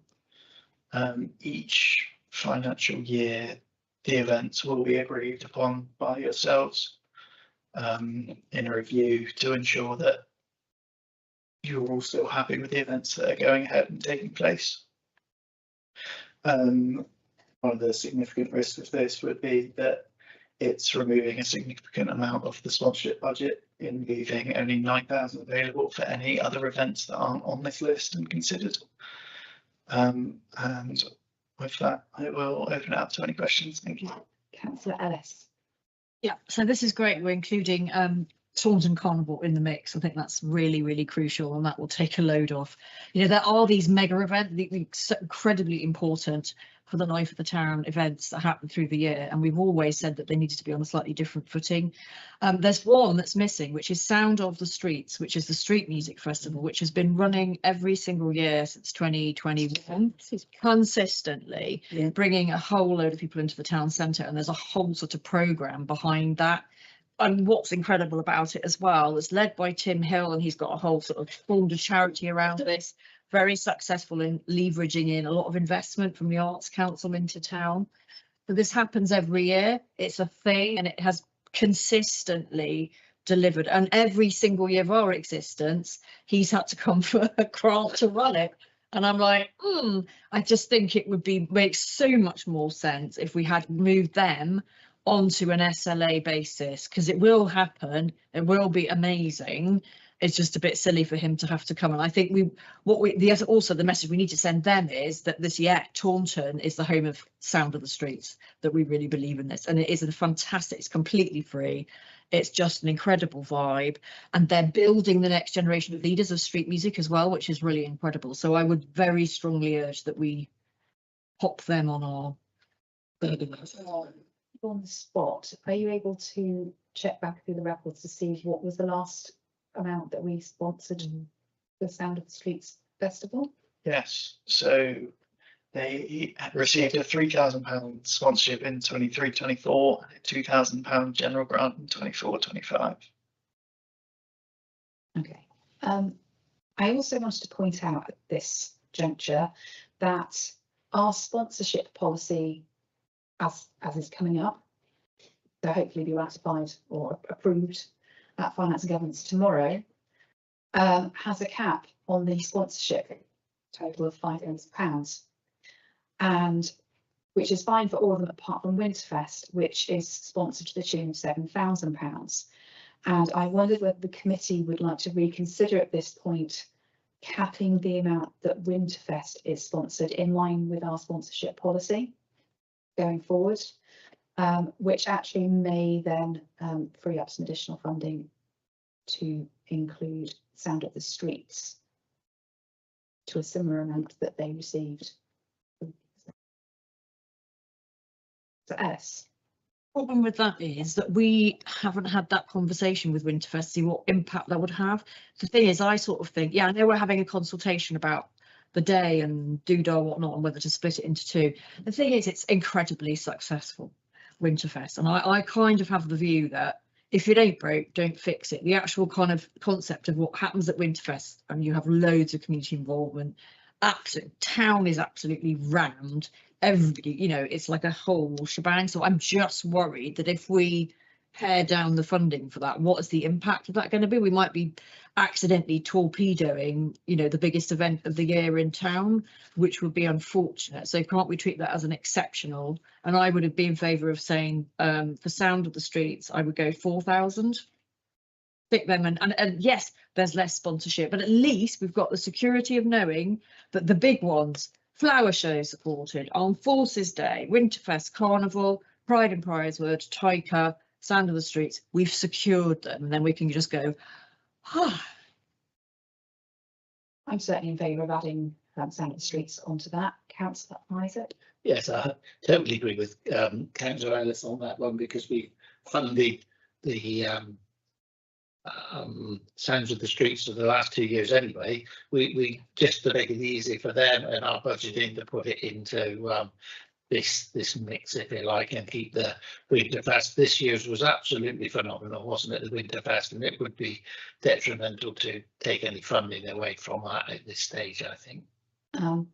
I'd like to point out on that front as well that I think there are discussions, and please correct me if I'm wrong, anyone sitting to my left, that there are discussions going on to revisit how Winterfest is formatted.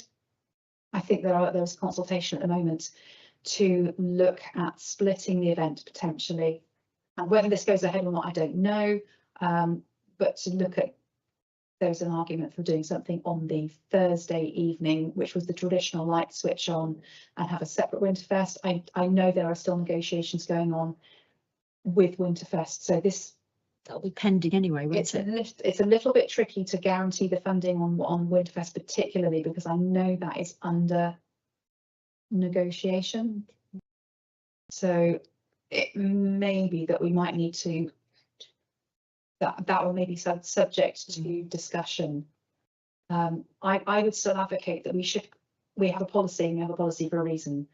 And of all of those, Winterfest is arguably the one that has the capacity to generate additional funds, in that it is run by a professional entertainment company who are very happy to run it.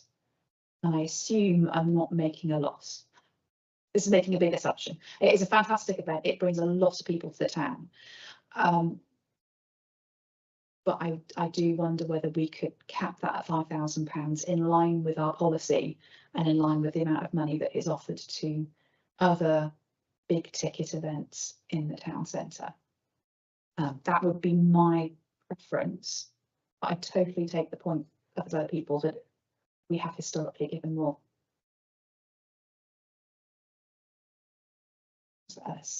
I think, hang on, I'm trying to look at the recommendations. So I think we just need to agree something vis-a-vis Winterfest, subject to whatever the outcome of this consultation is. And I'm very wary about, I hear what you're saying, because it would be much neater if it fitted within the thing. But I'd be wary of us deciding that now, just because I don't know what the outcome of these conversations. It might be that there's a bit, and I don't know, there might be some other budget you could pinch another £2,000 from, for example. I don't know, because we haven't had those conversations. So I don't know if there's a way of, when we agree whatever we're agreeing on this, that we say something about Winterfest. So yes, we want to keep supporting Winterfest, but obviously that's subject to Thank you. Yes. I was about to go back to who is making these decisions. It's communities in place that are looking at the content of who is discussing at the moment Oh, how that's going to be run. yes, they are. That's community in place. Yeah. One of the recommendations is to give delegated authority to the head of communities and place to sort out the service level agreements. I suggest that we, as a grants committee, can fund Winterfest up to £5,000 in line with our policy. And if the head of community in place wants to negotiate a higher amount, then they can look at, I know this is difficult to disagree with the budget, but look at other avenues within the community in place budget. Yeah, okay. To go over the £5,000, which would then keep our policy clean and tidy and all our grants in line with our policy, with no exceptions. But if community in place decide to partner with Winterfest to make it a bigger event, then they have the capacity within the budgets available then to exceed that amount. Yeah, okay. Does that sound acceptable? Oh, yes. Okay.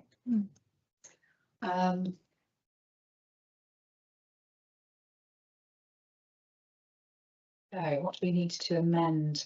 I would like to propose then that we amend the amount noted in the recommendations for Winterfest to £5,000. That's my proposal. Do I have a seconder for that amendment? Councillor Stainthorpe, all in favour of that amendment? That's unanimous. So we will go back to the main recommendations. Yeah.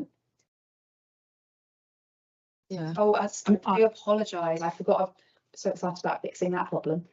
So, and there is a proposal to add Sound of the Streets in there. The amount, yeah, so that was £4,000. I'm just going back to the math. There were £9,000 left in the budget. That increased to £11,000 with adjusting. So that would leave £7,000 remaining in the sponsorship budget. So with that in mind, Councillor Ellis is proposing that we add Sound of the Streets Festival in as a 7th item on that list, with a grant of £4,000, subject to a service level agreement. Is there a seconder for that proposal? Councillor Lees. So all in favour of that amendment? Fantastic. So going back again to the main recommendations, thank you for that reminder. It's good to have a team who are on the ball. To consider and approve the proposed events to receive regular event sponsorship for the next 3 financial years, and to give delegated authority to the head of community place to sign the service level agreements for the now list of 7 events, as has been amended, which would leave a total of £7,000 remaining in the sponsorship budget for the rest of the year for any further events that would qualify. So with those 2 points are blocked, do I have someone to propose that? Councillor Ellis is seconding that. So all in favour? Thank you very much, everybody.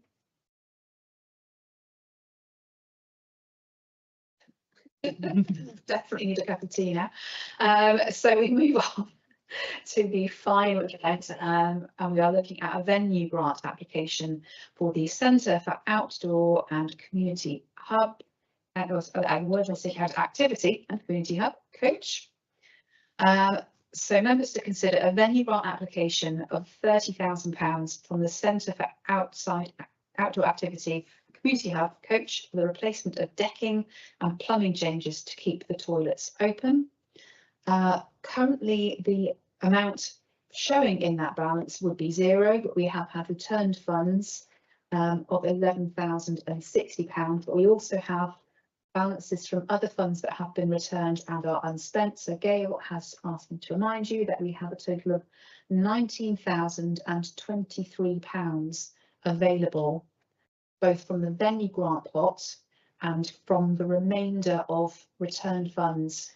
It would include £2,000 that was unallocated from a youth grant that ceased, and a balance of £3,463 from our community grant. That is the total that is available to give at the moment. So, £19,023. so with that as the landscape for looking at this application, do we have someone here from Coach this evening? Thank you so much for waiting. I hope it's been an interesting evening for you. Until now, it's all going to get depressing now. It was worth waiting. It was worth waiting to the end just to see what was down the back of the financial. Yeah, that was so that has considerably increased what was available. So this, I don't know if you all had a chance to look at this bid. There are, I know, considerable problems with the decking at Coach, which has caused the disabled ramp to be inaccessible and the toilets to be inaccessible, amongst other things. So do you have any questions for the representative from Coach this evening about this application? That's Alice. This is going to be more of a comment, really, because I'm very familiar with the issues at Coach. With the trustee body, the new trustee body, worked really damn hard to get a load more community involvement in the venue and to get it doing all sorts of different things that was originally part of the kind of remit. However, they have discovered a whole host of issues, if I may put it like that, with the building, which you know, when the money was got together to do it, they had ended up sort of a bit doing it on the cheap, and now all of those you know, the latent issues have come to the fore. So the decking is completely rotted. They've got all sorts of issues, and so they're very, very committed. These are all local people who are just doing this because they care about the local community and they love, you know, the park and the wider community, and they work incredibly hard. They've been working incredibly hard to turn this whole building around. So I am just in favour of us helping them to the greatest extent possible. It is part of French Weir as a destination park. Coach plays a key role in that because you've got the amazing Weir Cafe, you've got that facility, you've got, you know, we do the wild swimming there.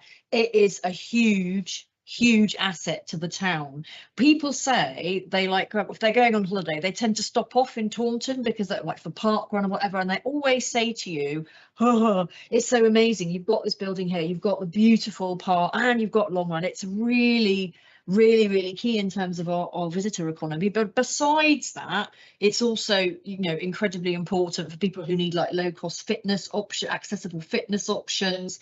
There was a little forest school running there, and there's somebody who's interested in a different provider, but they're interested in getting back in there and offering a forest school to local kids. So if you're thinking about parents who don't drive, can't drive to forest school on the outskirts, that's really key. There's all sorts that goes on there. Sandra has her coffee morning regularly on Wednesday. There's loads of stuff that goes in there. They're also looking at getting a new outdoors sports provider in there. It's a really important building.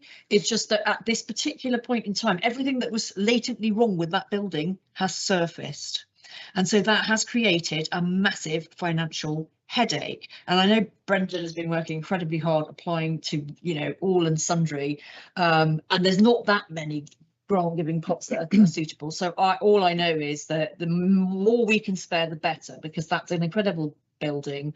Get the decking fixed and get it done properly. They're also, you know, we need to get those toilets back open. So this would go a very, very long way to sorting out some of the most burning issues so that we can get Coach back up and running. Thank you very much, Councillor Ellis. I'm going to dive in with a question. I just wanted to ask, it's normal to get free quotes for this type of work.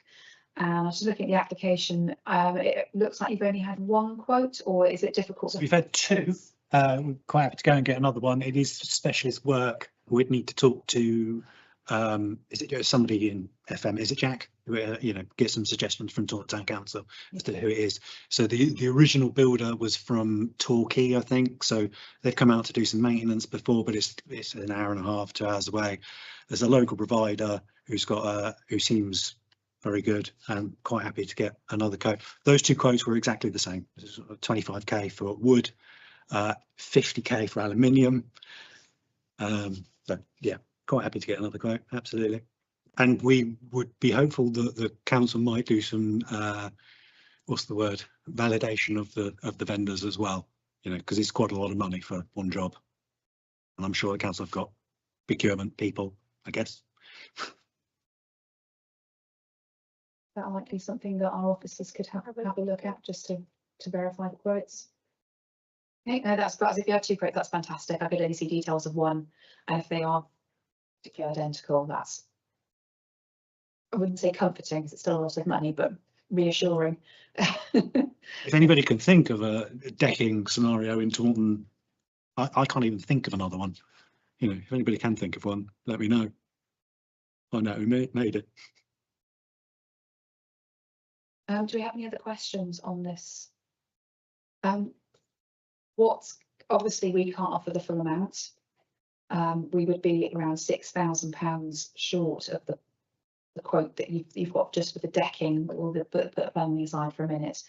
What facility have you got to cover that gap to ensure the work goes ahead?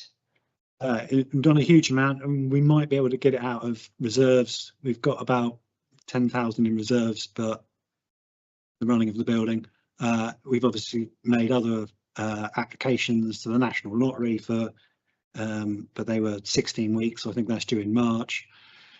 HPC, we've talked to Caroline about, that's really quite difficult because they are looking for what problems Hinkley Point has caused and what you're doing to solve those problems, and they're looking for direct quotes from people.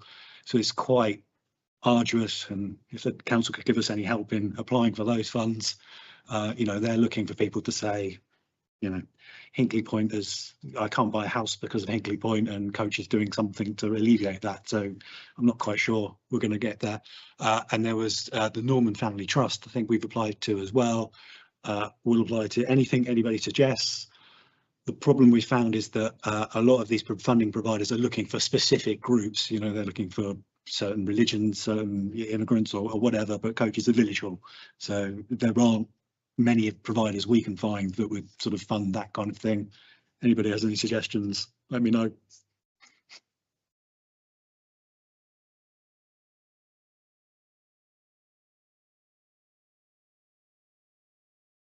Now I can have a look and get back to you in terms of what's around regarding village hall funding. Yeah. Take a look and see what I can find for you. So there was so that comes up in April, I think, is the CCS or something. So there is another funding group that offered £5,000 for village halls, but that was only due in April. So, The Community Council for Somerset. yeah, that's it. Yes. So they had a few things, but it was very low value, but that might bridge the gap. That could be the bit you need to get you over the line. Yep. No, I'm just aware that we funded we funded work for Coach before that just sadly didn't get to the line for various reasons. So it'd be really good to know that if we're allocating this money, it's definitely going to make the difference that you need it to make. No, that's fine. If there's any assistance that the team could get in finding other things suitable for you to apply to, that would be fantastic. And yeah, just so with reviewing the applications, or even finding a third, there's someone that we might be able to recommend that you get a third quote from, just in case.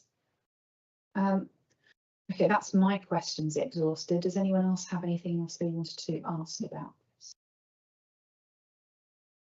That's the glass up. This isn't a question. This is just a support message, really, that this venue is so well used by the people of Taunton, and you know, and I really do support this application, you know, because I think it's such a useful, I know many people all over the whole of Taunton use the park and always make use of the venue, the toilets, the cafe, you know, they take their dogs for a walk there. It's a day out, you know, it's like you know, and I know that you undertake so many different activities. It's a real inspiration, and I'm so glad that you're there in that part of Taunton.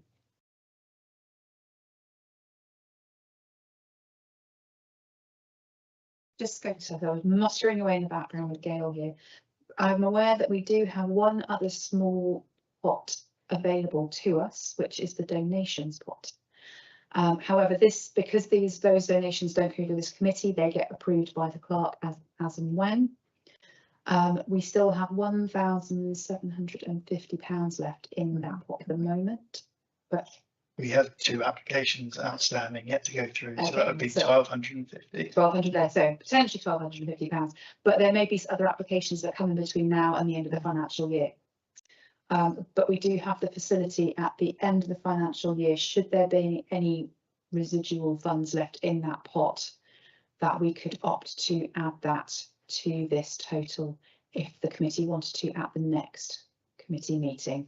You don't need to commit to that now, but I'm just aware that it may only be £1,000 or less at that point, depending on what other donations come in. Just before the end of the year. Oh, okay. What's the last available meeting? That'd be full council in March. Yeah. Okay.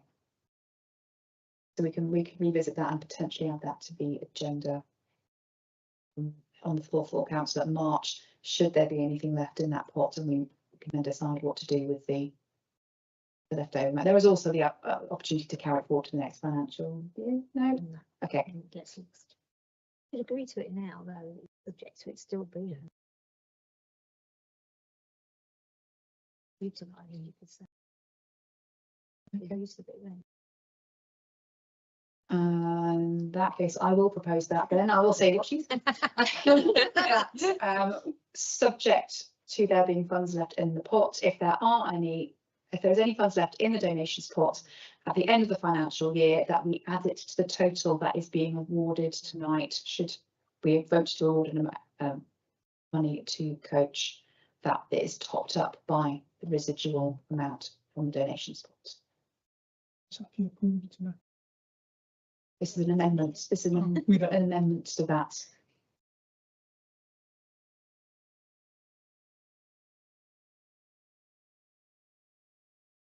It's yeah, that's an amendment to this proposal that what we've. So the recommendation is to consider an application for £30,000. It's a reminder that we currently have a total of £19,023 available. I will propose. Yay. I'm proposing that we award £19,023 to the coach, and that should there be any money remaining in the donations pot at the end of the financial year, the balance is added to that total. Seconded by Councillor Ellis. All those in favour? Thank you very much, everyone. Thank you for guiding me through that, Gail. Sorry, it's a little bit slow, but we get there. Thank you very much. Yeah. Liaise with Will. It's like a chicken run with applause. Yeah, liaise with Will about, and hopefully we might be able to help source somewhere to fund the balance. Thank you so much. In fact, thank you for staying and enjoying the rest of the evening. We hope you enjoyed it. So thank you, everyone. That concludes the business of the evening. Hang on. Well done. As well. Yeah, what I need to do.